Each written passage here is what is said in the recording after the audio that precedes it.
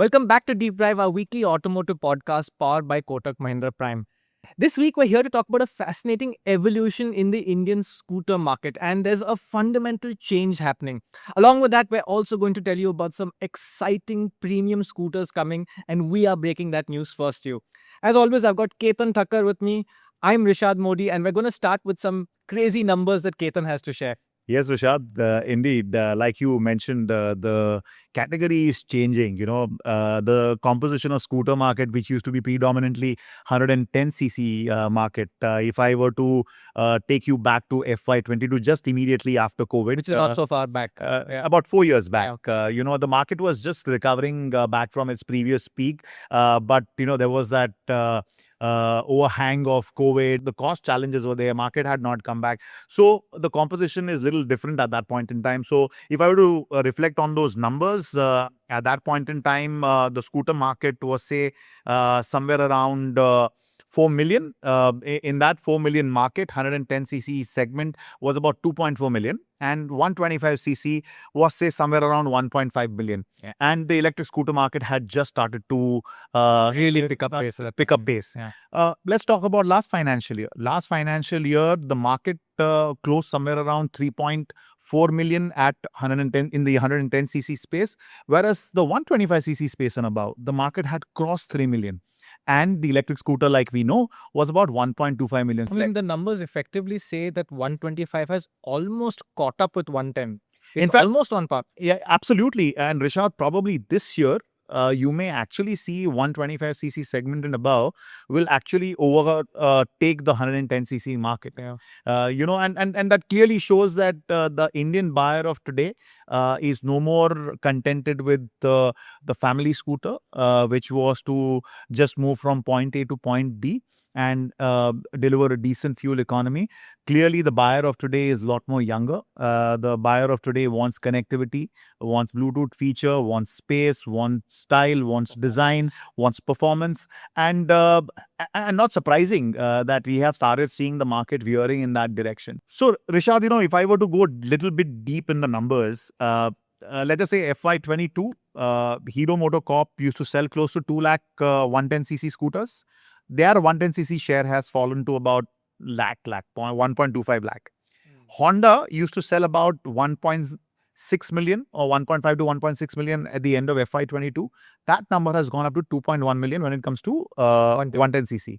TVS Motor used to sell close to 5 to 6 lakh units. They've crossed a million mark. But these are the only three brands in the 110cc scooter space. The moment you get into 125cc and above, the choices expand. And let's look at the volumes. Hero's numbers have doubled, albeit on a low base. They used to sell about 100,000 125cc scooters. That number has grown to 2.5 lakh. Honda, which had just introduced the Activa 125, they were about 3 to 3.5 lakh. That number has almost doubled to about 7.5, 8 lakh units. Piaggio started with the Aprilia. I mean, minuscule player, small player, about 40 odd thousand. Their numbers have remained range bound or rather fallen to about 20 odd thousand. Oh, they've fallen. Huh? They've fallen. Because their category needs more product introduction, and we've not seen much happening from. They have introduced products, but at a very high price. Exorbitant. They're exorbitant. Yeah. Suzuki is the biggest outlier. In fact, for Suzuki, it's the 125cc is their bread and butter. So they used to sell about 500,000, 5 to 6 lakh units. They've crossed a million. They do about 1.05 million. That's incredible growth. Yeah. TVS Motor Company, again, one of the critical players in the scooter category. TVS Motor volumes have grown from 2.5 lakh to about 7 odd lakh in the 125cc scooter and above. And Yamaha, which was at about 2 lakh, does about 2.5 lakh. So, what we've seen is that, the 125cc category has seen significant action coming in from Suzuki, TVS, Yamaha, and Piaggio. There is that small volume that we have in the 125cc and above. That category, which is what we are going to reveal to our viewers about the new 150 and 150cc, 160cc category coming. it accounts for about 70, 80 odd thousand units per annum. But going by where the market is moving, you can expect what 125cc is right now, or what it was in FY22, to be a significant category going ahead. So we have seen market transitioning, we have seen market shifting, and it's all got to do with more models being made available. The growth for Suzuki and TVS especially. Yeah. TVS was 3-4 growth almost. Yeah. In So- not much time. So that makes up for the overall numbers of 110 moving from 2.4 million to 3.3 million, 125 moving from 1.5 million to 3.1 million, and 125cc and above is about 60, 70 odd thousand units. So internal combustion engine market has moved from about 4 million to 6.4 million. So there has been a significant change. Yes, the scooter penetration had started slipping immediately after COVID, but we've started seeing the scooter penetration moving up, and you've always been an advocate of how this category can actually go on to become significantly large over a period of time. Right. And I think it's important to understand we're not just excited about 15 more cc. Yeah. We're excited about what this means for the scooter market. Now, the 110s were built for one thing. There were family scooters and there was the occasional Honda Dio sort of Right. slightly youthful thing based on the same platform or the same performance. The 125s really started to segment. You have like the Ntorqs, you've got the Access, you've got the Jupiters, you've got Activa themselves. The Yes, Activa 125 Activa itself is doing well. But 125 is a gateway into more premium and different kinds of scooters. And I think there's a lot of exciting stuff happening there. But before we go there, Ketan, there's one reason why 110 has dropped. And it's not just because 125 has become popular. Why don't you tell us about that? I think it's also got to do with the evolution of the category. And what I saw was that not much, those are the basic scooters, Right. not much excitement there. And hence what we started seeing was a lot more expression of design, performance, and it actually started with Suzuki. Suzuki started with the Axis, then Evinus, and then Bergman. And it's amazing that they don't have a 110cc scooter, Rishaad, and they sell over 1 million 125. They hit 1 million units. 125cc scooters. That made the Honda, watch take notice and saw that the category was actually moving up. We did see a Shrey introduction from Vespa and Aprilia. But the volumes were still very small. But then we had the other big daddy in the category, the TVS motor. I think the big change happened with Jupiter 125. I think that completely changed the landscape of the 125cc scooter, because what TVS did was TVS started offering at scale. So I think these two brands have played a very big role as far as the category evolution is concerned. And then followed with Jupiter 125, you also had the expressive Ntorq, which really was a game changer. Absolutely. So I think with time we saw that the category started seeing a lot more excitement, lot more, tech, design, performance, I would say investment in that category. And what was happening was everyone who was trying to copy the legendary Activa was really falling flat on their face. And Me Too don't work in this market. And we've seen it across categories. There's nothing like Splendor in the market. There's nothing like Royal Enfield Classic in the market. So anyone who tries to copy the leader has had to, eat humble pie, and it's not been easy. And plus the scale that each of these brands has, Splendor, the scale it has, is very hard for anyone else to kind of meet that and deliver a proposition which the consumer is willing to buy. And some of these brands are really etched in the prospective buyer's psyche. So Rishaad, you've ridden all the brand scooters. How would you rate them? Hero MotoCorp, a rather minuscule player. They've tried, but minuscule but trying and growing. The Zoom 125 seems to be picking up some for them. The Destiny is I still would not say it is the best scooter in the segment, but it's different and it has some hero attributes, particularly really good ride quality, and comfort is an important thing for some people. The Zoom 160, not so impressive for me. Great looking scooter, but Hero's entire premium play has been very disappointing over the last 2 years. And this is another product where it's just not available. You don't see it anywhere. It's a slow start in that space. When you come to TVS, they are the top dogs of performance scooters that actually work well on our roads. Nothing comes close to an Ntorq if you want that practicality yet enjoyment and fun factor. Complete package, isn't it? Yeah. The Avensis is basically a dressed up Access, not very different. Yamaha scooters, great fuel efficiency, which does well for them.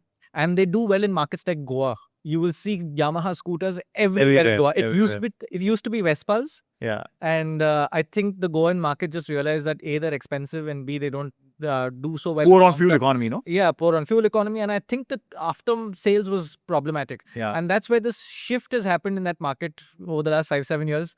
You go to Goa on holiday or on work, and you will just look around, and the amount of Facinos and Razis that you will see there. Yamaha has that market right now. Right. I don't particularly think they're very sporty to ride, the Yeah. conventional Yamaha scooters, but they look good. They come with the promise of ease of maintenance and Yamaha engineering, and they're reasonably priced. How about Bergman? I think that was one scooter that actually helped Suzuki up the game in the 125cc space. How do you find that scooter? They've recently done an upgrade on that. The new upgrade really does improve the scooter. Suzuki engines are superbly smooth, and the scooter, as long as you look after it well, ages very well. We have people here who own old Accesses, are very happy with them. The Bergman is a step forward. I think it's a better looking scooter. It's got some conveniences like the rear fuel filler cap. But you know how the Japanese work. No dramatic changes, no crazy revolutions. So this is just more of the Bergman experience, and the Bergman does very well for them. So they've done it right when it comes to upgrading the Bergman. What I liked about the recent launch of Bergman is that Suzuki has decided to keep both the versions in the market. I preferred the previous version.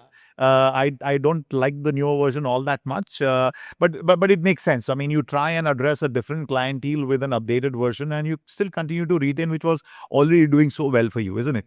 I think it's just a move of safety to just not make any drastic moves. But I believe that the previous one will get phased out, and there is some features on that aren't available yet on the Bergman. Yeah, true that. That will come over. I mean, but what I hear from the management is that the demand is significantly high. It's just got to do with capacity. They are coming up with the new factory, so that will really help. And of course, the other hero is the Ntorq in that category, isn't it? Absolutely. Yeah. Rishaad, while we're talking of 110cc, 125cc, who will forget Hamara Bajaj, right? The Chetak, the legendary Chetak, came back in the EV avatar. What do you think of Chetak? They sold it as a steel body, and they've come out with so many different variants of it. Extremely confusing names, but apart from that, very good products. And slow growth at the start. It took a few years. It was frustrating at the beginning, but man, look at where they've gone. Number 2, right? Number 2, number 1, and for a while they were, and in between. And the products speak for themselves, and it's what I've noticed, and with two of them, the iQube and the Chetak. You don't hear negative stuff about them. You just don't hear about them. You don't hear about them at all, and that's good. I mean, they're just running quietly in the background with people, with customers. So the Chetak, I don't see any performance aspect from Chetak at all right now. It's just a overall well-polished, usable scooter. What Bajaj comes out with in the future will be interesting. They were developing a high-performance platform that was going to be used on KTM. And does that plan continue as is? Is it going to be evolved over there? Is KTM on TV right now? Yeah. We don't really know how that goes, but there will be more coming from them for sure. But I don't think we have any clear stuff coming very soon. I mean, my hunch is, and we don't have any clear idea here, given the fact that Bajaj took pride in being one of the leading premium two-wheeler manufacturers, starting with 150cc, and Chetak at one point in time used to command premium, right? So probably this is the starting point, and Rakesh Sharma in the earnings call has always mentioned that we continue to excite the users with more and more exciting products. So whether a new brand, I'm not sure. They'll continue with Chetak, but I do expect Bajaj to come out with the high-performance scooter eventually in the future. And how can I forget even Ather, while we're talking electric? I know they've done a fabulous job with the 450 and the Rishta family. Yes, of course, the EL01 platform's coming. That's going to be a lot more mainstream. But you expect Ather to come out with something more exciting in the future? I think the exciting stuff for Ather is the EL. Yeah. Because they've done the exciting product. Now it's time to do the exciting business. And the EL is going to be just more scalable, more affordable to make, easier to run. And that's that big step for them. And I think we will be seeing EL maybe 2 months' time. Yeah, the final EL scooter. So that's the excitement. I completely agree. I think they are all working on motorcycles as well. Yes. Bajaj is working. We know they're working on a motorcycle. We know TVS is working on a motorcycle. But that's not really top priority at the moment, I think. So clearly, I mean, the Indian market is definitely going to see a lot more high performance models, be it 125cc category, 150, 160, and even electric. And I think, yes, a lot of brickbats for Tesseract, but I'm really excited to see the evolved version of it with the new battery. And clearly, it'll give others the confidence to come out with more expressive scooters. It has taken a while to see the motorcycle market in terms of form factor in that 150cc category from various players, but in the scooter space, there's so much more accessible option that an Indian consumer can tap into. Absolutely. You've ridden all of them. How have you seen the category change? Look, I love to see scooters like the NTORQ coming along. The NTORQ 150 for me was a surprise. We all expected something else to what TVS did. And now, with the great value of hindsight, I think they made the right decision, because every scooter I've ridden to date that has 14-inch wheels has compromised ride comfort on our roads. Right. They just can't get them to run comfortably so far. Every 14-inch wheel scooter, I hope that the ones we talk about now will be able to change that. The NTORQ 150 sticks with the proven formula and just gives you a little more of everything. And it's turning out to be a lovely scooter to ride in the big city on a daily basis. It's just more of everything in a familiar form factor. What I was actually asking you about, and one point that you brought to my attention, is 110 didn't just suffer because of 125. Yes. It also suffered because of EV. Oh, absolutely. Yeah. Yes. I forgot that point to mention. You're right. Absolutely. I think the rise of EVs was again aimed to deliver just what a 110cc buyer was looking for. Like, safe performance, reliability, moving from point A to point B, and multi-purpose usage within the family. But the only catch on the rider was that the electric scooters came at a price. But it was amazing when it comes to total cost of operation. And I mean, once a prospective buyer was able to convince himself or herself that, this is in the long run actually an ideal choice for me. And we just after the initial hiccup, people had no hesitation in plugging their scooter in their own residences, and eventually it started catching momentum. And again, we've seen in this market, the more options that we have in this market, the category just takes off. And we've seen that electric scooters, which used to account for less than 1 or 2% around FY22, now actually accounts for 7% of in the scooter space. It accounts for strong double digit, about 17-18%. While in the overall two-wheeler market, the electric powertrain accounts for about 7 to 8% of the market. So I think the safe family multi-purpose usage is what led a lot of these prospective buyers to move from a safe family ICE scooter to an EV scooter. But I mean, what was clearly visible that the youth of India wanted something more, wanted something premium, wanted excitement, and that is what was lacking in 110cc category. And because Honda was able to sell that 110cc without any effort, they said, why fix when it ain't broke? And the others were struggling to kind of get numbers in that category. And that is the reason why we've seen that the category of 125 has taken on its own and is likely to overtake 110cc space this year. And another interesting aspect, Rishaad, is also the price.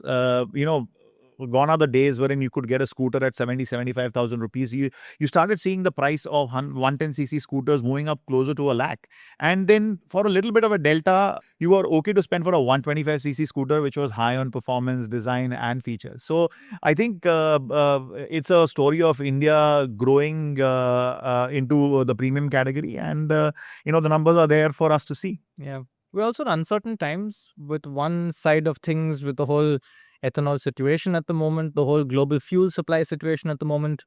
One would say EVs are the logical way to go.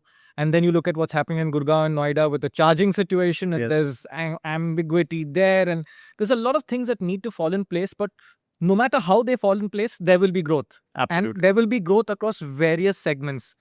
For example, with ethanol now, very recently, as us recording this, Hero launched the E85 Splendor and the HF.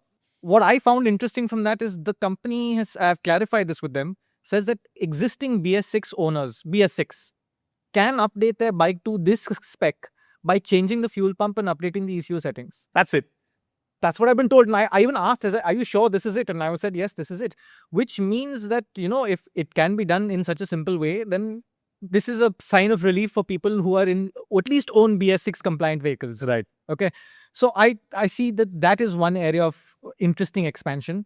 You've got a lot happening in the premium EV space. I think we should now let our viewers know some of the really interesting stuff you have. Should we start with Honda? Yes, of course, Rishaad. I think we've spoken about Honda wanting to do a lot more premium in this market. They've solidified their position in the 125cc executive segment of motorcycle. They've been pushing the envelope on the premium motorcycle space. But scooter is one category is where given that they have a lion's share, they really want to expand their presence there. And very reserved so far.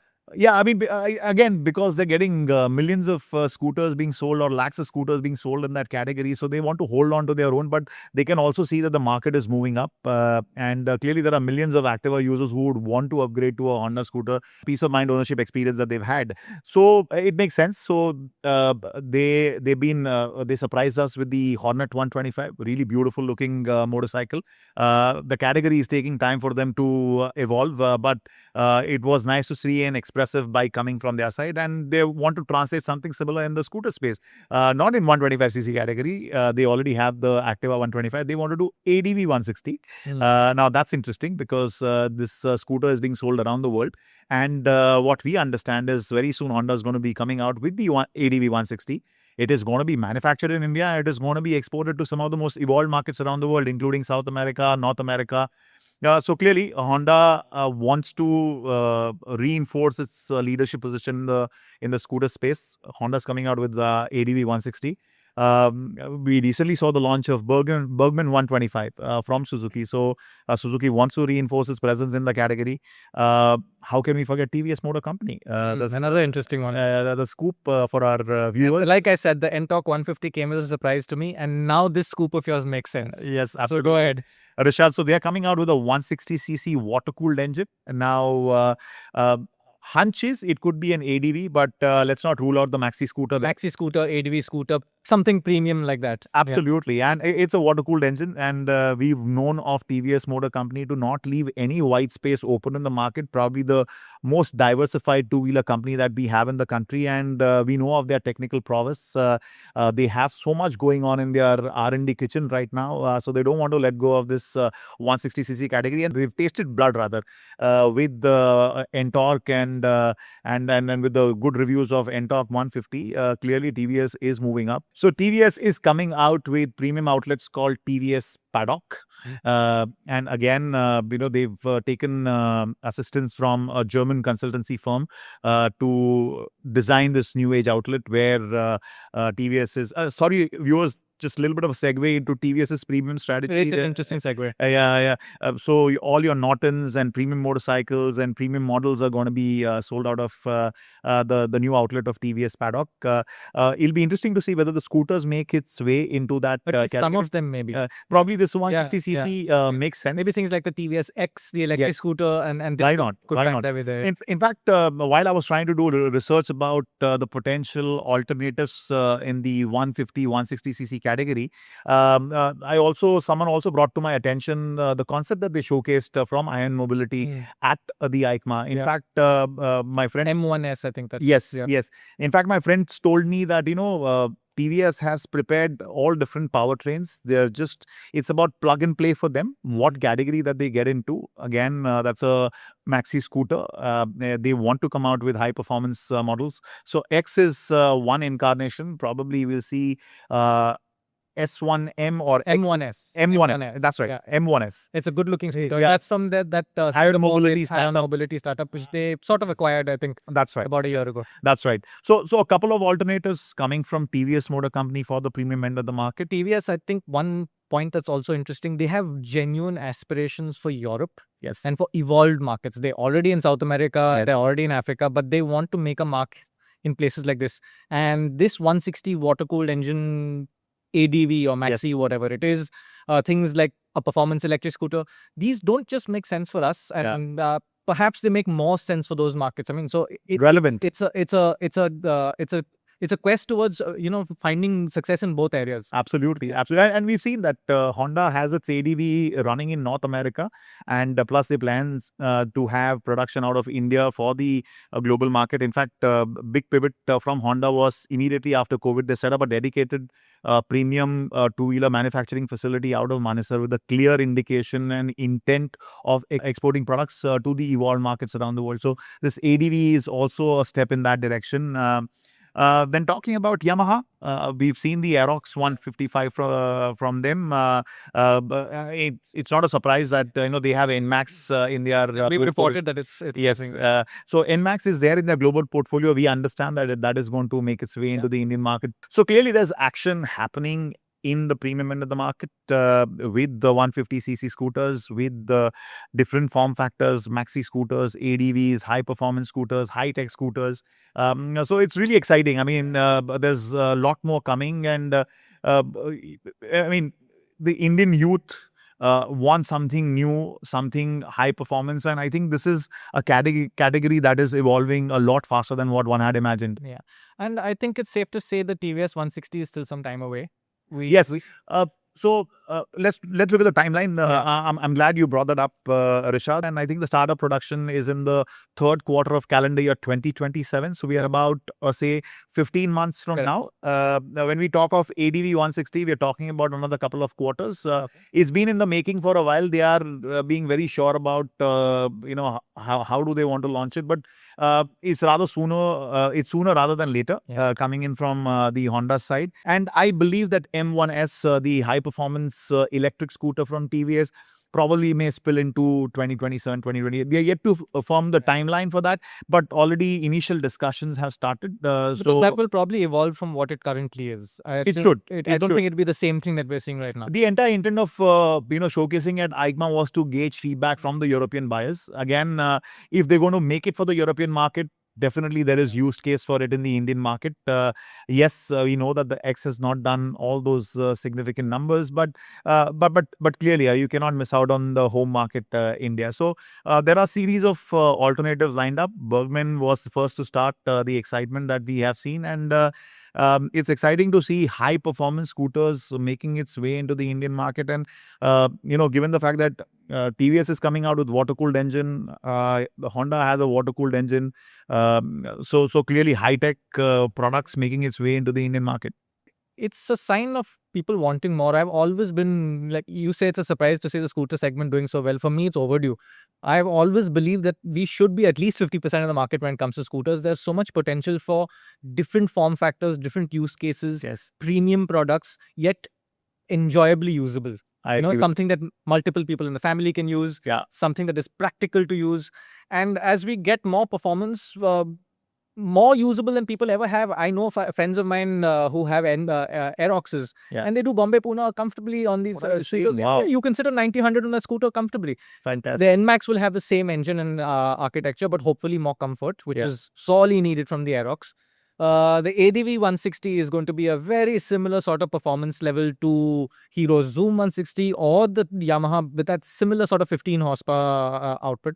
So we're getting to this stage where you could generally have a scooter and use it not just for inside the city, even for some longer distance usage like people in Europe do with their maxi scooters. You see them out on the highway holding the same speeds as everybody else, So I see this as an exciting thing. It's not just combustion. The Ultraviolette Tesseract not getting the greatest press right now because of its delay, but its delay is for a good reason. They realized that they could not give that performance that they promised. I like the transparency there. I mean, I wish the transparency came earlier, to be honest with you. But they've been transparent, and they've realized that it's not what we promised. And rather than saying, sorry, here's 30% less than we promised, we'll go back to the drawing board. They did this once already with the F77 many years ago. But for the F77, there weren't 70,000 people booked and waiting. Now there's a new kind of pressure on them. This is them scaling, Ultraviolet scaling up from startup to a manufacturer. And they're feeling the heat now. But to their credit, they're working on a much more exciting architecture. And what I really find interesting about it is the kind of performance it may offer. We'll see when we ride it, but they showed us a video of it out accelerating every scooter in the market. and then they put a pillion rider on it Wow. and did the same drag race again, and it still beat every other scooter on the market. Fantastic. So we're looking at something that could perhaps, who knows what the range is and who knows what things are, but it could be really quick and entertaining. So the scooter market is evolving. Absolutely. I mean, for me, what shook me was the sheer volumes. I never imagined that 125cc segment and above would overtake a 110cc large volume market. But yes, there was a quite shift happening. And bit by bit, we saw model introduction happening. And this year, FY27, the category will probably become the biggest scooter category. And that came as a surprise, given the fact that we never sub-segment the scooter category all that well. Given the limited options that we've had, it was only TVS and Suzuki playing in that category with limited options from Aprilia and Yamaha. Just the sheer transition that we've seen, and with the Suzuki doing 1 million, that again was an eye opener. Just 125. That number stands out of the. And those numbers actually surprised me. And I said, when we saw that so many 150 and 160 cc's coming, I said, it calls for a deeper analysis, and pleasantly surprised with the numbers. Clearly, India wants more. India wants premium, and India is willing to pay for it as long as the Indian consumer gets the value out of it. And you can see this even in the smaller scooters. I recently had a chance to ride the Honda Activa 110 after years. And my previous memory of the Activa 110 is it may be India's best-selling scooter, but it's not India's best scooter. And I think they have really refined that product over time. I was surprised by how nice it was. The top model gives you keyless, which is a really nice convenience. The key, the latest 110. It has that. It has a TFT. So let's say you don't want a 125 or you don't want a 160. You want something simple and frugal, but you're still getting a sort of special experience if you're willing to pay for the top model. Yeah. So the market is evolving. Completely, and I think that's just wonderful to see. Absolutely. It's also a sign of maturing Indian market, right? I mean, we are seeing larger adoption of EVs. We are seeing premiumization gathering momentum in the motorcycle space. We are seeing acceptance of more and more brands with a higher price bracket. Gone are the days wherein the two-wheeler was just seen as a mode of transport from point A to point B. It's becoming expressive. It's becoming high-tech, and I'm glad to see this change happening. And I know while the volume had not crossed the previous peak of pre-COVID levels, the industry kept reminding us that the revenue contribution has changed significantly. And in terms of revenues, the Indian two-wheeler market had already surpassed the previous peak. And that's got to do with more tech, more feature, and of course, higher cost of compliance as well. And it also goes to show that the per capita is improving, and the saving India is moving into consuming India and spending India. And that augurs well for the Indian two-wheeler market. Awesome. I think great note to close it. Yeah. If you're in the market for a scooter, this is a fantastic time. Wait for a few months. You'll have a lot of options. On that note, look out for Deep Drive back every weekend on Saturday at 11 a.m. And if you just want to listen to this, we're also on Apple Music and Spotify.